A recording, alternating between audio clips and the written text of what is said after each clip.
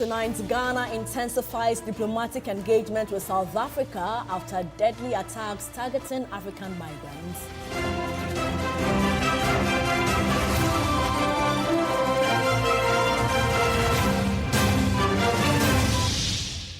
Also this evening, Obuasi airstrip under threat again as illegal miners resume operations after security team eviction.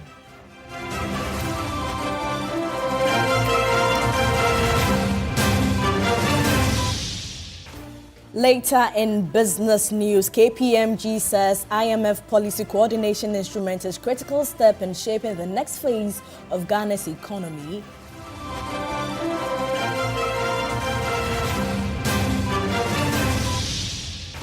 In international news tonight, Nigerian soldier arrested over allegations he supplied military uniforms to terrorists and criminal groups.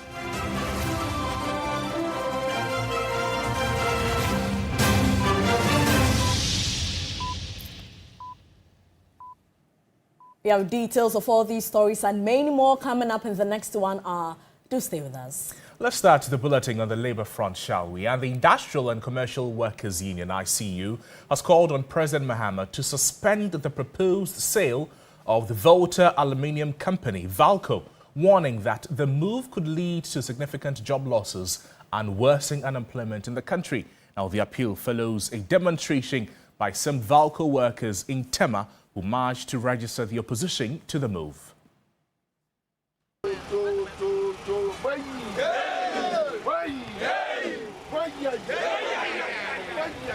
The protest by some workers of the Volta Aluminium Company, Valco, comes weeks after another group of employees urged President Mahama to appoint a strategic investor to revive the struggling aluminium smelter.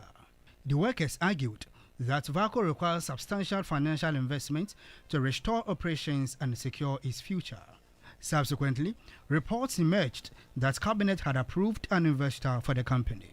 However, the decision has sparked divisions among the workforce, with a section of employees expressing fears that the arrangement could lead to job losses. The aggrieved workers, led by the General Secretary of the Industrial and Commercial Workers Union ICU, Morgan Ayawini, to the Tema Metropolitan Chief Executive Ebi Bright, calling for the immediate suspension of the sale process. The transfer of Valco to a private investor poses significant risk, including potential job losses, diminished workers' welfare, and adverse financial consequences for both the workforce and the state. He maintained that instead of selling the company, the government should inject capital into Valco to revitalize its operations, protect existing jobs, and safeguard the livelihoods of workers. I want to inform the whole country, all of us, leaders, stakeholders, that we are poised as a union that believes in protecting the national asset. The Tema Metropolitan Chief Executive Ebi Bright assured the workers that the government would engage all stakeholders to address their concerns and work towards an amicable resolution. In good faith, we will send this message across, and I want to reassure you that this is a listening government and that no matter what, you must keep faith in the good intentions and the resolve to reset, not only reset the nation, but to ensure jobs, prosperity, and economic viability for all Ghanaians. The leadership of the ICU has warned that it will embark on a series of industrial actions if government fails to suspend the proposed sale agreement within 1 week. Well, this is generating some conversation, particularly on the labor front. Let's speak with Horace Ni Ayi Ankra. He is the chairman of the Valco board. Horace, thank you so much for joining us. Good evening to you. Let's start with this. Tell us the state of Valco as we speak. Yeah, well, good evening, and thank you for having me. The state of Valco as we speak is that Valco currently has actually moved from where it used to stand still to making progress gradually under the leadership of John Dramani Mahama and his industrialization policy. We adhering to certain aspects of the policy has have actually moved Valco from where it used to be standing still to making profit. So if that is where the company is at the moment, there are concerns by the ICU and some workers over what they say are proposals to sell a significant portion, 70% or more. How do you respond to this? Well, that is yet to be actually relayed to the board. As we speak, I know that the board and management and everybody else, we're looking for an investor. When we say an investor, well, some say strategic investor. I prefer to say an investor because strategic investor will be talking about shares, will be talking about dividends, and they'll be talking about power. But when you talk about investor, you know that's simply an investor who would want to just make his or her profit and then leave. So there's a dichotomy to this, and then the misinformation, disinformation, and all that, and the inability to get all stakeholders. And I like what Ebi Bright said. This is a listening government. This is a government that going forward, I strongly believe that all stakeholders will be brought to the table, and then clarifications will be laid bare for everybody to be assured. So right now, Valco is not pursuing an outright sale. Is that what you're telling us? Valco is not for sale, and Valco, we have not had any offer whatsoever from any individual. I hear people say that it's being sold to Ibrahim Mahama. I can state categorically that no, he's not made any offer to Valco, and Valco is not looking forward to receiving any offer from any individual. Okay, how about a partial privatization through the sale of an equity to a private strategic investor, like you mentioned earlier? Is that also on the books of Valco? That is what I'm saying. That's I would prefer an investor to a strategic investor because of the reasons that I gave. If the investor comes into play, the concerns of the workers there that there'll be job losses, is that a viable concern for them to have? Oh, yes. I mean, if the investor is a strategic investor who would then have power, what would then happen is that obviously that strategic investor would have well, the right to dictate certain things, and certain jobs will go. Okay. I know for certain that there's nowhere in the world that you've had privatization or a strategic investor where there'll be no job losses. Right. But don't forget that this government is a government that has always said that we're looking forward to making sure that with the 24-hour economy, right, most people are employed. Okay. And that is where Valco is actually going to. Right. What we are planning to do now at Valco is to making sure that very soon, and very, very, very soon, we'll be seeing Valco operating the 24-hour economy kind of policy. Horace, thank you. Thank you so much. We'll have to talk more. Horace Ni Ayukwankra is the chairman of the Valco board, speaking with us there. Let's listen to other stories. My pleasure. In more news tonight, the Malam interchange is one of Accra's busiest transport corridors, carrying thousands of commuters and heavy-duty vehicles every day. But beneath the constant flow of traffic, signs of deterioration on sections of the interchange are raising concerns about public safety. Samuel Yeboah Adams was there and reports. From a distance, the Malam interchange appears to be serving its purpose, keeping traffic moving through one of Accra's busiest intersections. But a closer look tells a different story. At the edge of the flyover, sections of the concrete parapet have broken away, leaving reinforcing steel exposed to the element. Cracks are visible in part of the structure, while loose concrete hangs above the road. Residents and regular users say these defects have existed for some time, yet little appears to have changed. Last October, accident. We sell building materials here, and around October last year, a vehicle had an accident crashing into a section of the flyover. If that loose concrete falls on someone, it could cause a serious accident. So they have been going on, but no repairs. Anytime there is an accident, they will just come and take the car. They truck away, but regarding to reconstruct the place. No. I would like to inform the authority that no, there's a whole lot of work. It's very dangerous if a vehicle accidentally drives into that section. The consequences could be fatal, and we are appealing to the authorities to come and fix it.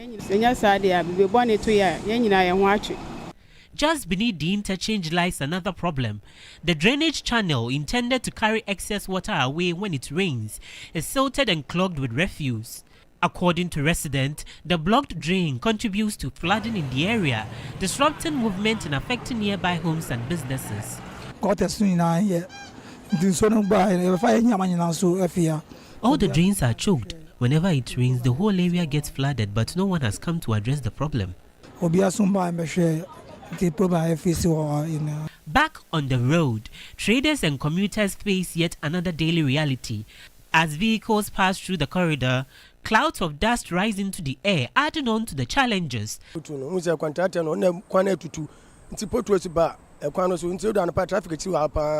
The dust is seriously affecting us. The contractor started work on the road, but after that, it was left untarred. Since then, we've been living with dust every day.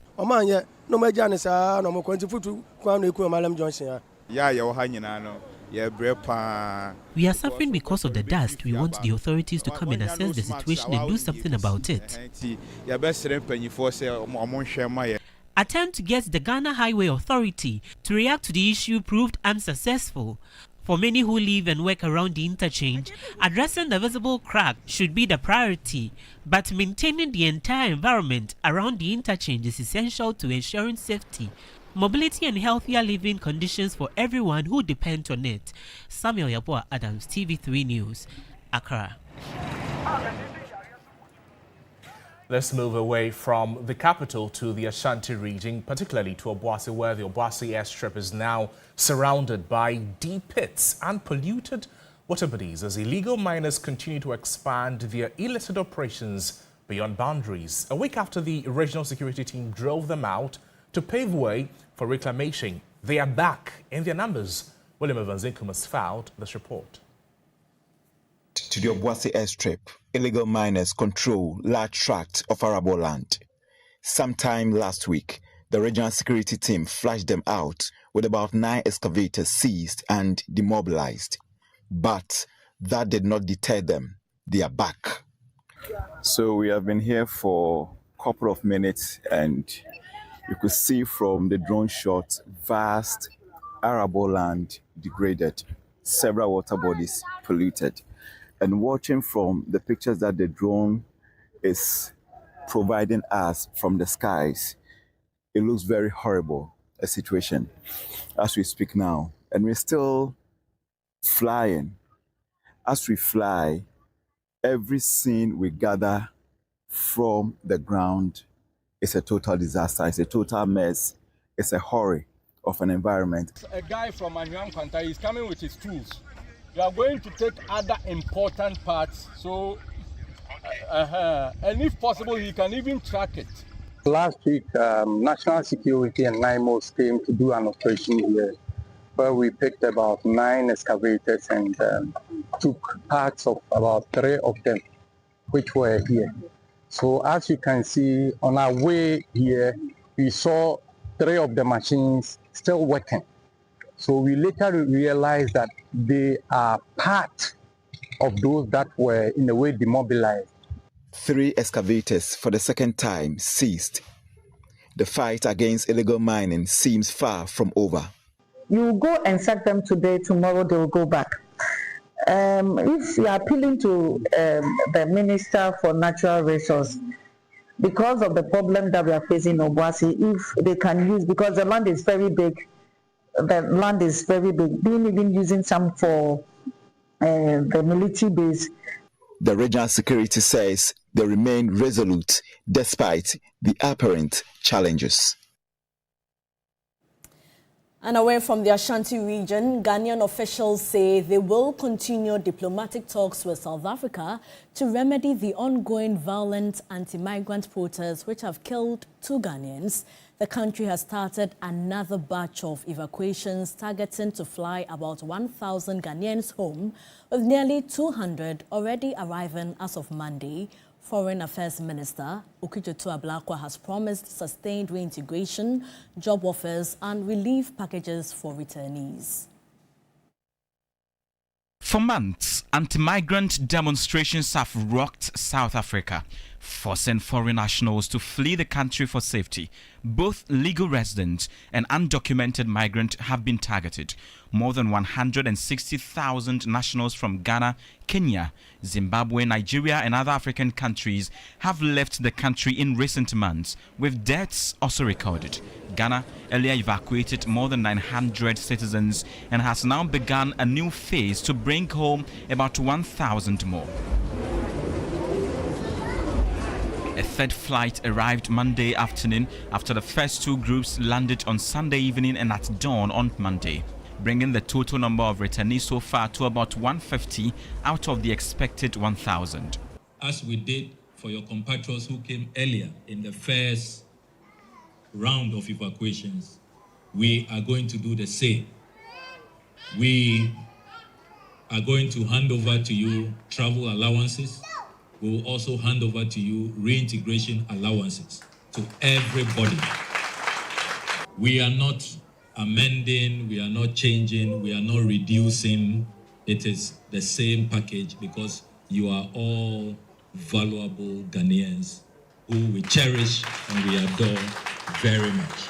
While ensuring the complete reintegration of the returnees, the government is also working to secure properties some left behind, as well as seeking compensation for their losses.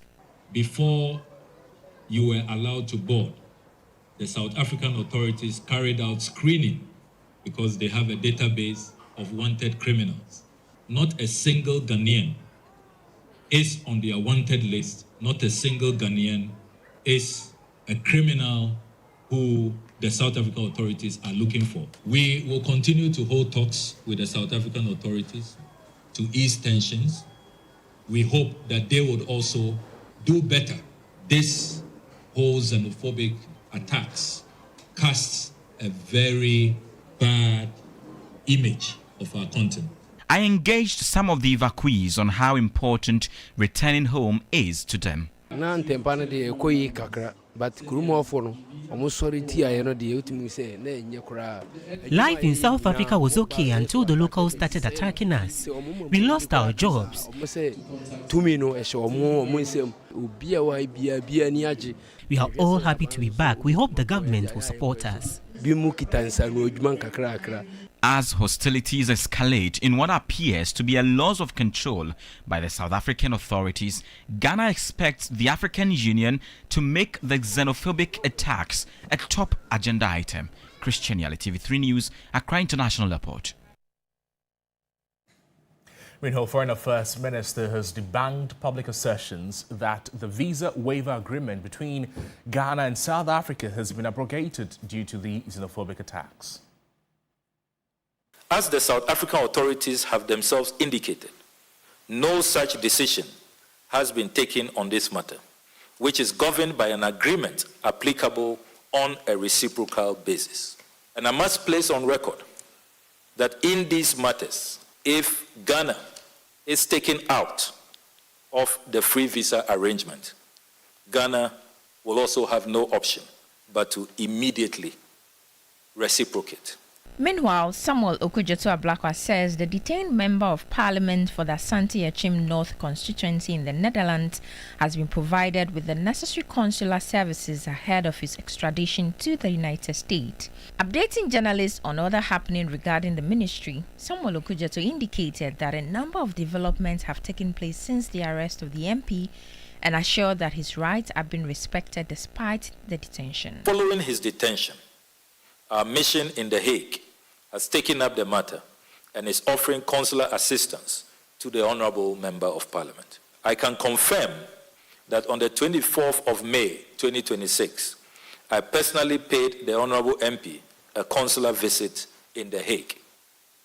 I also note that he was doing quite well when I engaged him during a courtesy call on me by the Dutch Minister for Justice and Security, assured that the Dutch government commits to due process and will ensure that the rights of the Honourable Member of Parliament are protected. Still on diplomatic engagement, the minister said Gabonese President Brice Nguema will pay an official visit to Ghana from the 28th to the 30th.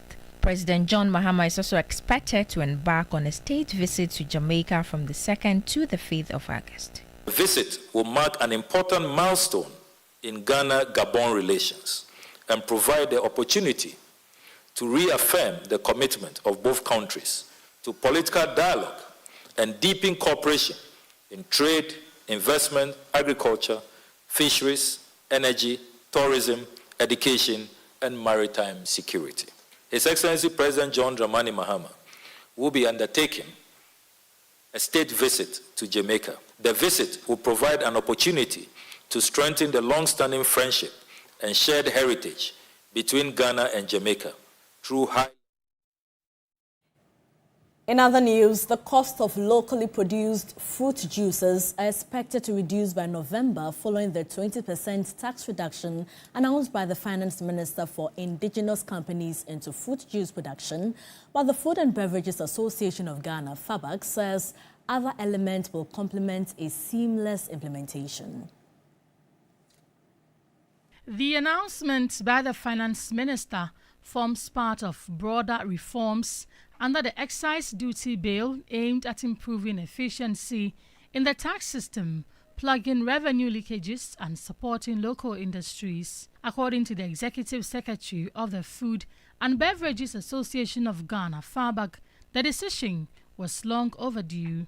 He revealed that FABAG had consistently opposed the levy since it was introduced. We have been talking about it through the corporate reliefs. They saw it was to bring it to the fruit juices, which is also another area that we are looking at. The 20% is not a blanket bill. If you are doing the local production, the reason is that you use local materials in doing your production. So the foods and everything that you need to do that production. The association is confident the move will translate into lower costs for consumers. Though it has been announced by the Ministry of Finance, GRA will pick it up and then they will meet with the stakeholders and then see what goes into what the 20% really costs for. So that one will be discussed. And once the letter comes out, approved by Parliament, then the implementation will start. So possibly before November, we should see a lot of reduction in this area. While the association has welcomed the relief, it is calling for a more conducive business environment to promote growth. That is where the problem is. Even with the 20%, if we don't get any increment from utility service, that's a PRC, obviously we're going to see a stable pricing. But if they come up with any increments, that will erode that 20% that government has given. And people will ask, but when they reduced it, we didn't get the benefit of it. Moving on, President of the Ghana Institution of Engineering, Engineer Ludwig Annan-Hesse, has challenged assertions by the Minister of Finance, Dr. Tufo, saying that work is progressing on ongoing road projects. According to him, many of these projects have stalled due to a lack of additional funding since 2024.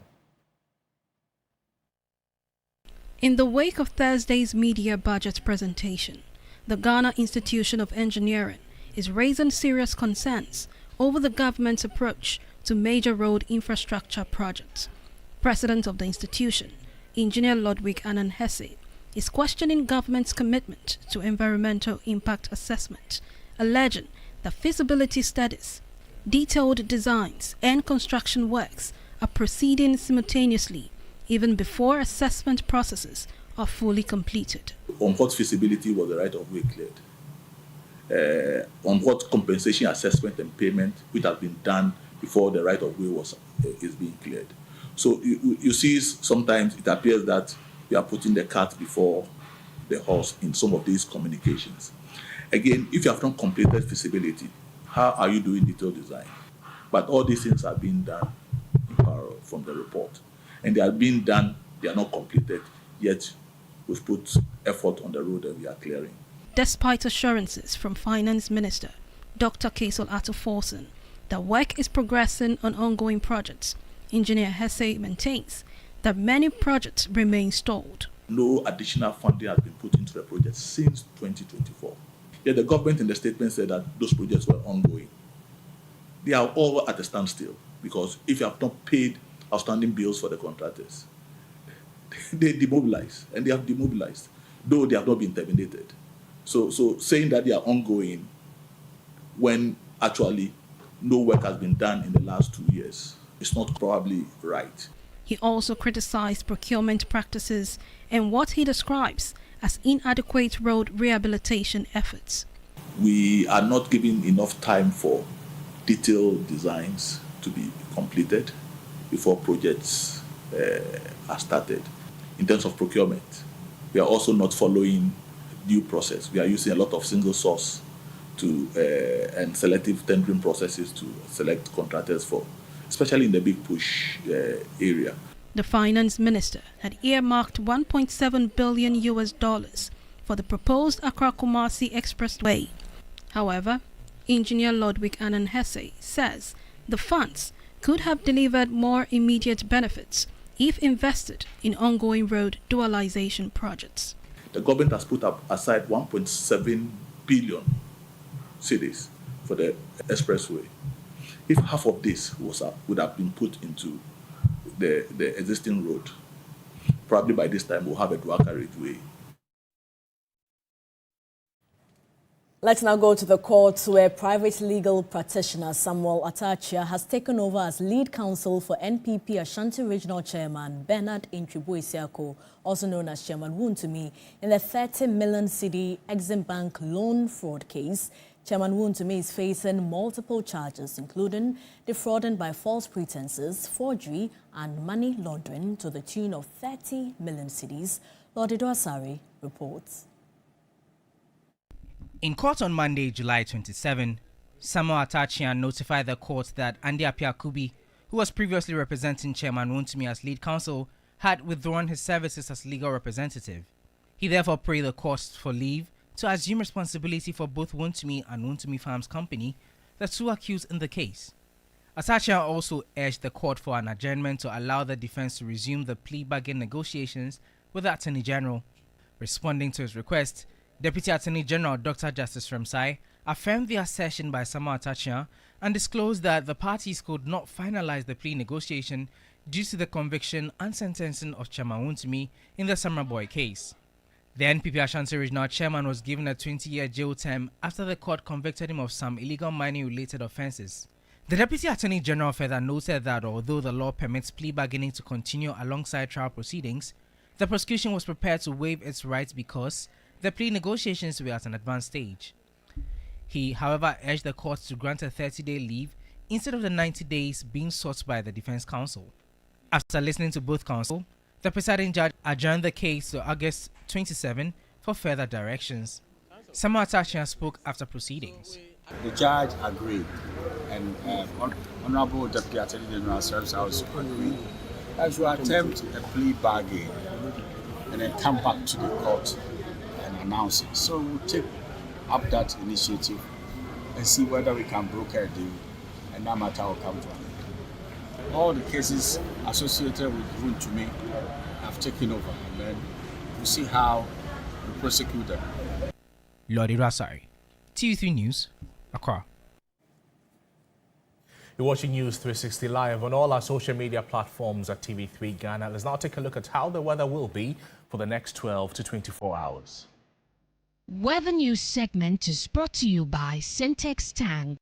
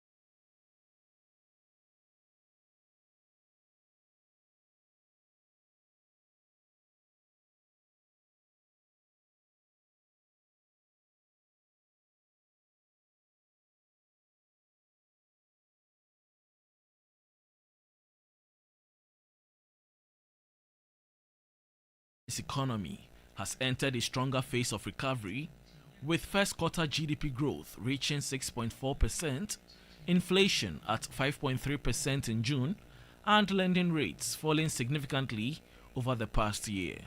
Partner and head of markets Kwame Sarpong-Barnier also welcomed government's improved fiscal performance and the completion of the IMF program, describing the proposed Policy Coordination Instrument (PCI) as a framework to sustain policy credibility rather than another bailout. Final executive board considerations, however, pending. The proposed reform agenda refocuses on fiscal governance, debt sustainability, monetary and exchange rate framework, financial sector stability, SOE governance, and inclusive growth. This continuity matters because Ghana's next phase will be judged less by stabilization but more by institutional execution and resilience. People must feel what we're doing.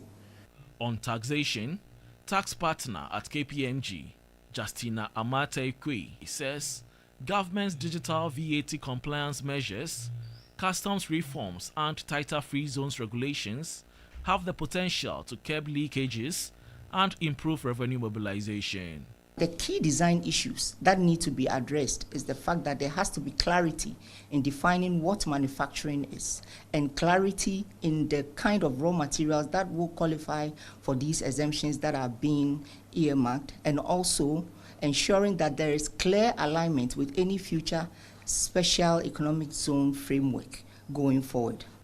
KPMG says while the country's macroeconomic recovery is gathering pace, the real test of government's reforms will be whether businesses can successfully adapt to the new regulatory environment and whether the benefits of the recovery are ultimately felt across the wider economy.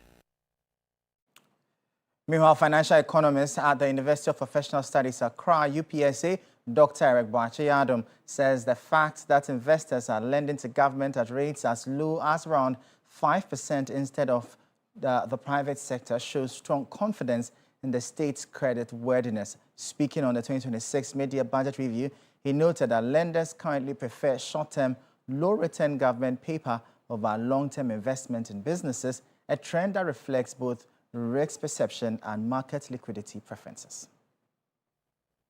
Dr. Boakye-Adom commended government's plan for the domestic debt exchange program settlement through the sinking fund, which has accrued 15 billion cedis. The government has a plan in terms of paying of the DDEP, especially for the sinking fund setup that currently sits around about 15 billion Ghana cedis.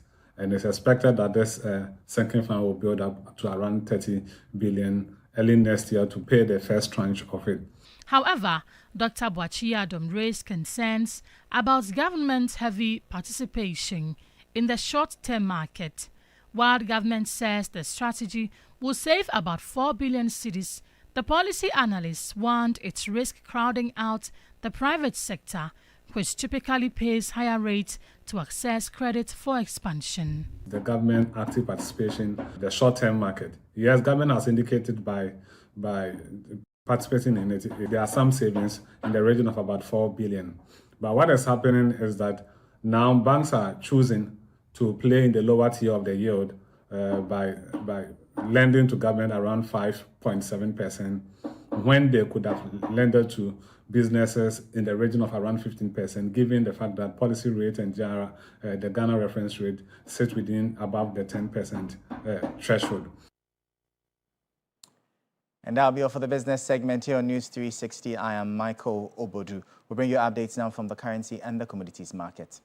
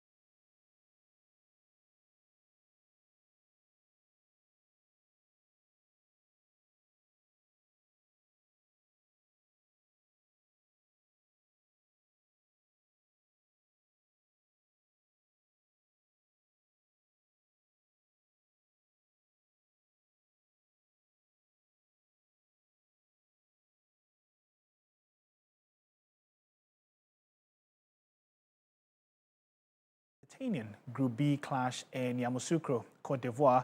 Nigeria struck early, but Ghana responded through Mohamed Zaidan after a brilliant assist from captain Kelvin Nkrumah. The Flying Eagles regained control with 2 goals before halftime, including a penalty.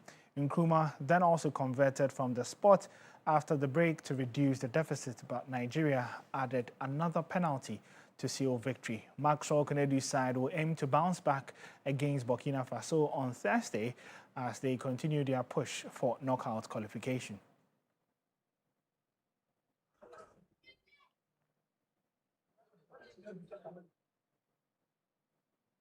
To some more where Hearts of Oak have ushered in a new era ahead of the 2026-2027 Ghana Premier League season with key changes to their technical team. From a new head coach to the return of Ghana goalkeeping legend Richard Kingston, expectations are growing among the Phobian faithful. 3 Sports gives more insights into what these appointments could mean for the club's title ambitions this season. The 2026-27 Ghana Premier League season is expected to be a big one for Hearts of Oak. And here is why. The past 2 seasons, Accra Hearts of Oak have finished 3rd in the Ghana Premier League under coach Ouattara 2 seasons ago and last season under Didi Dramani. Now, right after the season, Hearts of Oak announced that they've parted ways with Didi Dramani. It came as a shocker to many, but it wasn't just a Didi Dramani. Their goalkeepers trainer, Najawi Issa, also left the club, together with the assistant coach, Abdul Ghazeli. Now, Hearts of Oak fans were asking questions, which men would come and take charge of the team? That question has now been answered. 4 new faces have been introduced, and they will be steering the affairs of Hearts of Oak going into the new season. Neboja Kapo, the Bosnian tactician who was formerly the head coach of Tema Youth and Mediema, is back to the Ghana Premier League and he will be taking charge of Hearts of Oak, signing a 2-year deal. Not just him, there's also Sule Ademu, formerly of Heart of Lions and Great Olympics. He will be assisting him together with Chris Opoku. But the biggest surprise in here is former Black Stars goalkeeper. 2006, he was #1 goalkeeper at the World Cup in Germany. Then in 2010 in South Africa, he was our #1 goalkeeper as well. He retired from the national team, became the goalkeepers trainer of the national team for some time, and now he's back to the Ghana Premier League. He made a name for himself when he was playing for Great Olympics. Richard Olele Kingston is back home, but this time he's not back with Great Olympics. He has joined Hearts of Oak as their new goalkeepers trainer, and it's a big one for them. With Benjamin Asari and Solomon Agbasi, the 2 main goalkeepers for Hearts, Richard Kingston has a tough job to ensure that they keep the standard that they set last season. Hearts of Oak becoming one of the teams to concede the least goals in the division. It's a big one. Richard Kingston knows the job at hand, and Hearts of Oak fans are very eager to see what he produces. But as you know, the 2026-27 season will kick off on September 4th, and Hearts of Oak will be raring to go. This time, the aim and the target for them would be to go on and win the Ghana Premier League, because the last time they did, it was the 2020-2021 season where the likes of Bandier were very, very much in there. It's a big one. Hearts of Oak fans are looking forward to what Neboja Kapo and Richard Olele Kingston will bring to the club. Now, before we go, Ghanaian forward Aziz Issa has completed a permanent move to FC Barcelona after the Spanish giant reached an agreement with Dreams FC for his transfer. The 20-year-old has signed a 2-year contract with the Catalan club that will keep him at the club until June 30, 2028. The deal also includes an extension to add an additional year to the current contract. Issa previously spent the last 2 seasons with Barcelona's reserve team, that's the Barca Athletic, on loan from Dreams FC, where he impressed with his performances.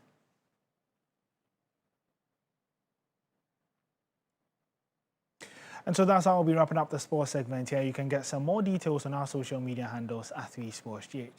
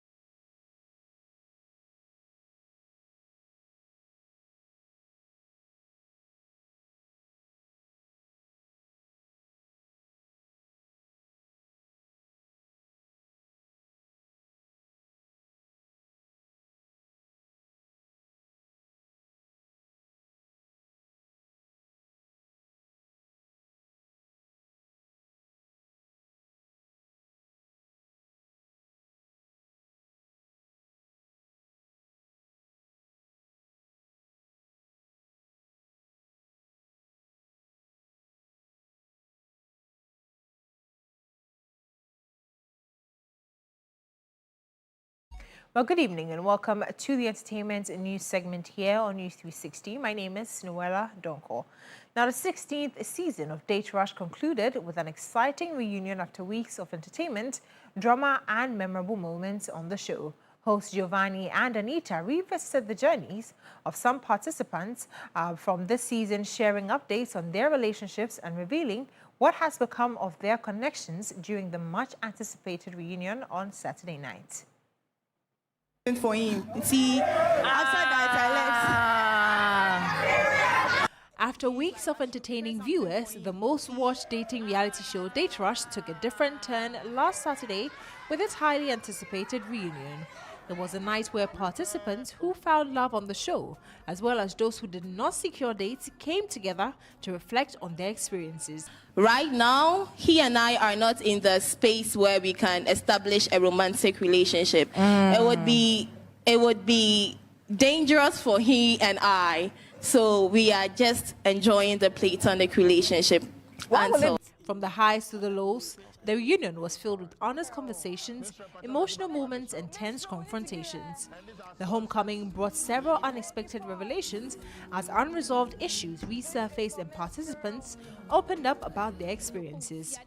While some couples revealed they were still going strong and were willing to put in more effort to make their relationships work, others chose to part ways and remain friends. What is friendship levy? No, there's nothing like friendship levy. So he should know what you need as a woman and provide. He's cool. He's a cool person, but then he doesn't have the qualities I need in my man. Overall, it was an evening filled with emotions, passion, reconciliation, and plenty of surprises, bringing another exciting season of Date Rush to a memorable close. It's complicated. It's complicated. Yeah. At this point, it has complicated. We now bring you some interesting tidbits from the entertainment circles.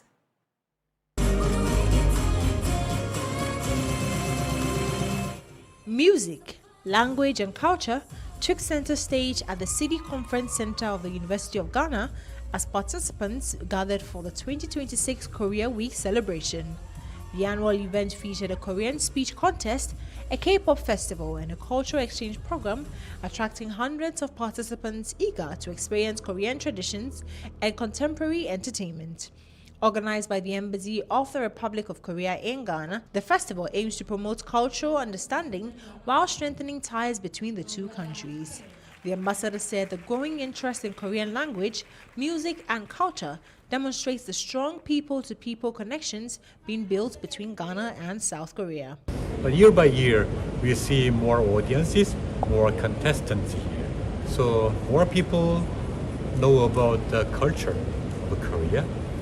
That is a leaping point of strong friendship between the two countries. Those audiences and contestants will work as a bridge. Well, that's it for the entertainment news segment here on News360. My name is Noella Donko. Thank you, Noella. On the international front, a Nigerian soldier has been arrested over allegations he supplied military uniforms to terrorists and criminal groups. That's according to the army. Military spokesperson Mohammed Goni said Private Mohammed Yusuf was caught on Saturday evening at a bus stop in northeastern city of Maiduguri.